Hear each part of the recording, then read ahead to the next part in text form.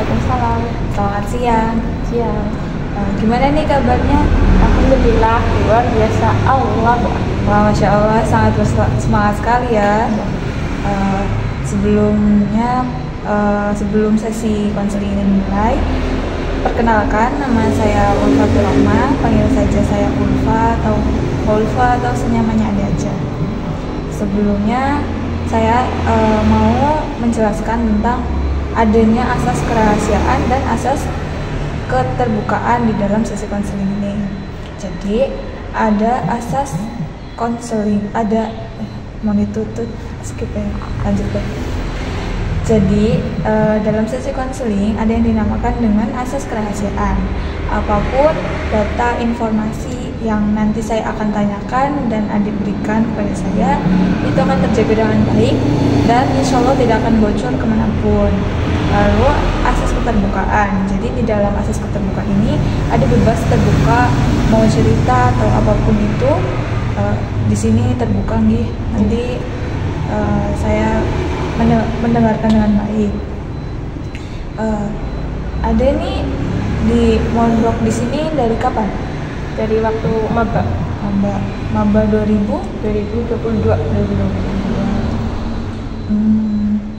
Rumahnya aslinya di mana? Aslinya saya dekat Kak, Purwokerto aja. Purwokerto aja. Hobinya Ade itu apa sih? Hobinya saya suka ikut sholawatan. Oh, Masya Allah sekali. Guru hadroh mana nih yang Ade suka? Zahir dong. Az-Zahir, Masya Allah. Kalau Az-Zahir itu biasanya ada nama itunya nggak sih? Kayak grupnya? Fansnya? Ada Zahir Mania. Zahir Mania. Oh, kalau nggak salah itu biasanya dinamain per daerah ya? Iya betul. Ya, Kalau Mania Banyumas. Oh, Ade ikutnya Zahir Mania Banyumas. Keren. Berarti sering dong ikut ke majelis sholawat gitu? Sering. Kemana-mana saya berangkat. Kemana-mana? Paling jauh kemana nih? Kalongan. Masya Allah, jauhnya. Naik motor berdua. Sama siapa tuh? Sama temen cewek. Teman-teman. Itu waktu ke Pekalongan itu Ade masih di sini atau masih di rumah? Udah di sini. Iya, udah di sini. Orang tua tahu kalau Ade pergi ke Pekalongan? Tahu.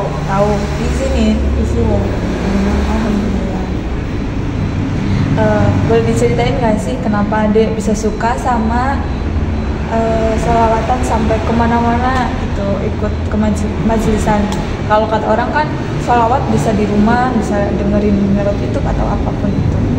Ya, kalau menurut aku ya, karena itu sebuah bentuk mahabbah ke Kanjeng Nabi, dan itu menurutku sangat tenang loh kalau udah ada di sana, kayak ada kebahagiaan sendiri. Makanya kadang kan orang cari kebahagiaan tuh. Nah, cara aku cari kebahagiaan itu dengan cara berangkat sholawatan. Nah, kebetulan orang tua aku juga support. Jadi kemanapun aku pergi boleh asal izin dulu. Waktu itu saya ke Pekalongan dan posisinya saya masih di pondok. Saya bilang, "Ma, aku pengen berangkat ke Pekalongan." Bahkan kalau setiap bulan tuh ada yang namanya kliwonan.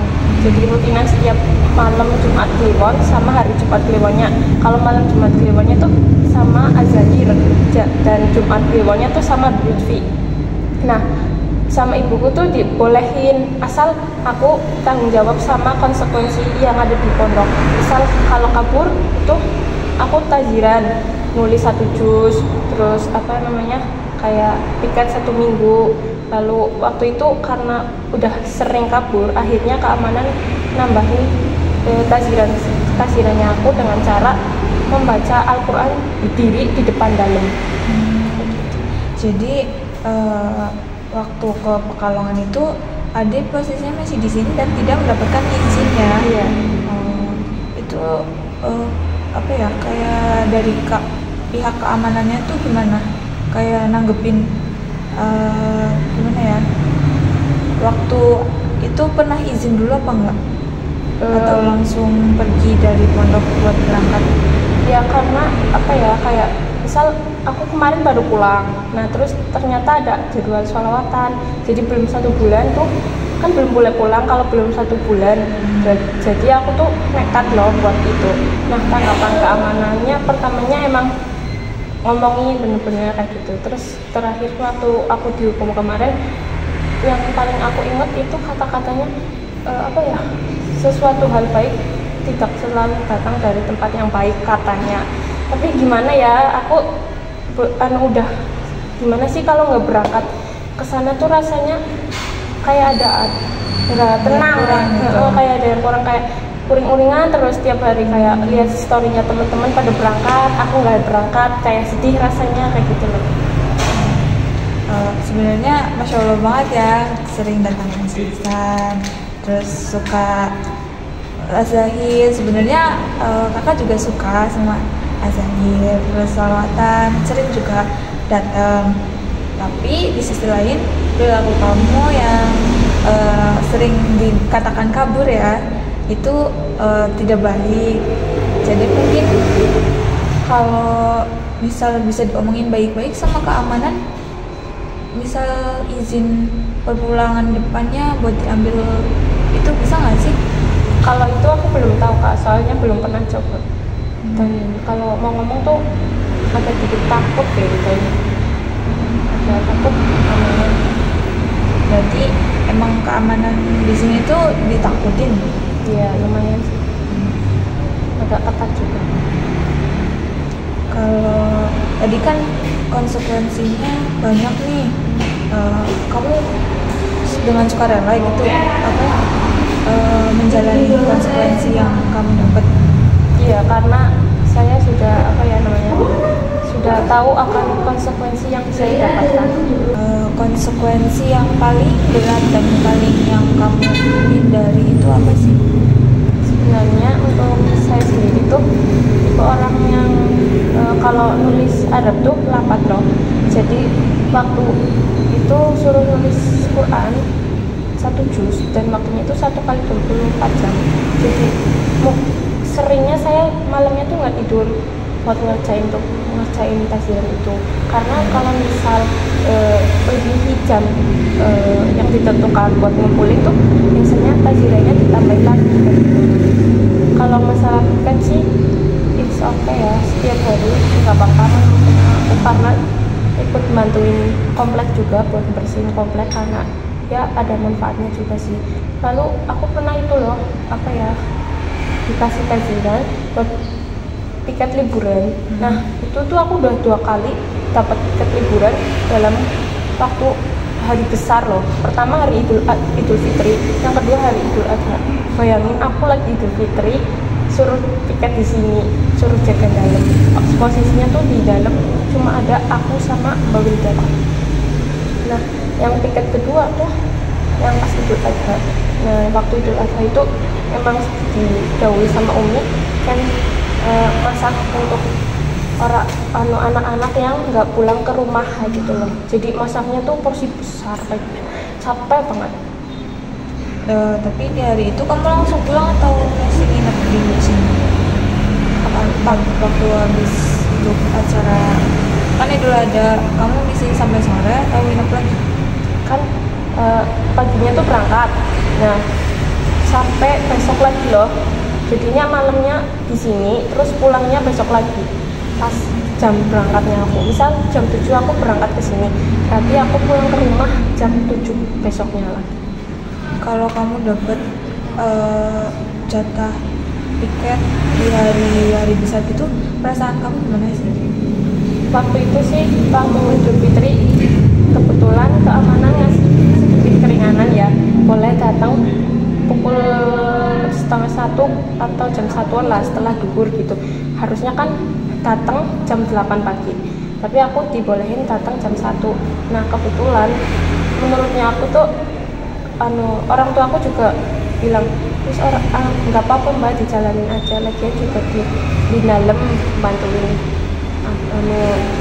keluarga dalam gitu. Mbak ada yang tamu datang kan Idul Fitri pasti banyak yang bersilaturahmi ya.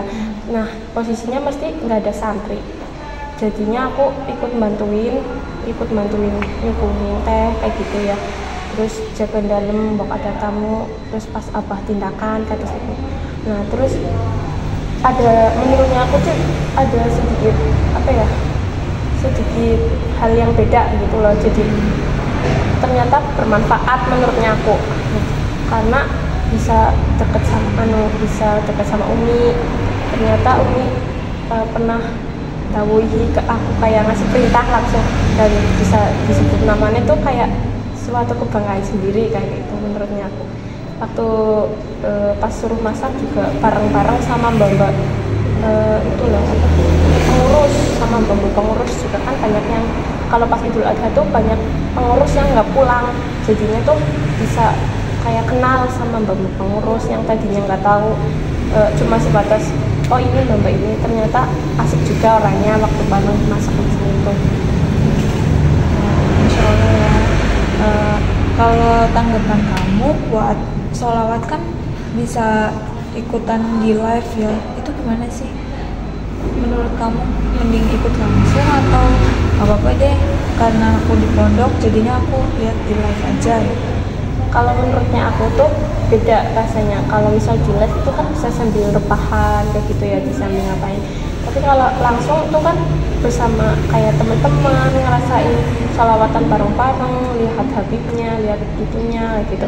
Waktu itu kebetulan aku tuh terakhir kabur kemarin tuh ada sholawatan di Korem Purwokerto, Sokaraja. Nah itu tuh aku udah pengen banget berangkat Azair, dan kebetulan aku tuh udah ada niatan buat kabur gitu loh. Terus ternyata pas di situ Habib Lutfi itu rawuh. Nah posisinya tuh Habib Lutfi tuh nggak pernah jarang mas kalau diundang, sekarang tuh jarang banget rawuh lah gitu. Nah kebetulan itu rawuh loh, dan memberikan ceramah-ceramah yang bikin adem hatinya kayak gitu loh, kayak ibaratnya nggak ada, ibaratnya tuh kayak rindu itu bisa terobati dengan pertemuan gitu kan, sangat apa ya, terharu banget lah bisa ningali Habib Lutfi langsung kayak gitu. Dan aku tuh sama sekali nggak menyesali kabur itu, beneran aku nggak nyesali sama sekali. Walaupun aku dihukum berapa kali pun, yang penting aku bertemu dengan beliau bisa. Nah, kalau bisa sebenarnya salim semoga aja bisa ya terus nggak masalah kalau aku harus seberapa kali pun aku dihukum. Ya sebenarnya Masya Allah banget ya, pergi sholawatan, terus emang ada suatu kebanggaan sendiri, tapi memang tidak dibenarkan sama perilaku kamu yang melanggar aturan pesantren, karena peraturan pesantren perempuan dilarang pergi malam-malam. Jadi itu memang ada konsekuensinya tersendiri. Mungkin saran dari saya nanti ke depannya, kamu ini kan ada perpulangan, misal perpulangan itu jangan diambil, tapi misal diambilnya nanti nunggu ada jadwal sholawat. Nah itu biasanya waktu perpulangan itu dikasih berapa hari? 3 hari 2 malam. Jam 2 malam kan misal bisa seharinya datang sholawat, nanti seharinya kan bisa di rumah gitu, jadi nggak usah pakai di tazir atau dihukum tadi gitu. Mungkin dari saya cukup sekian ya untuk sesi konseling hari ini. Gimana nih perasaannya setelah saya berikan solusi? Apakah adek mau tetap kabur atau ikutin saran yang tadi? Mungkin ikutin sarannya kakak ya, tapi kalau misal udah kepepet banget mungkin ya itu opsi terakhirnya kabur lagi. Mungkin nanti kita bisa bertemu di lain waktu lagi dengan kondisi yang berbeda. Semoga bisa saling memperbaiki diri lagi. Dari saya cukup sekian. Wassalamualaikum warahmatullahi wabarakatuh. Waalaikumsalam warahmatullahi wabarakatuh. Terima kasih ya.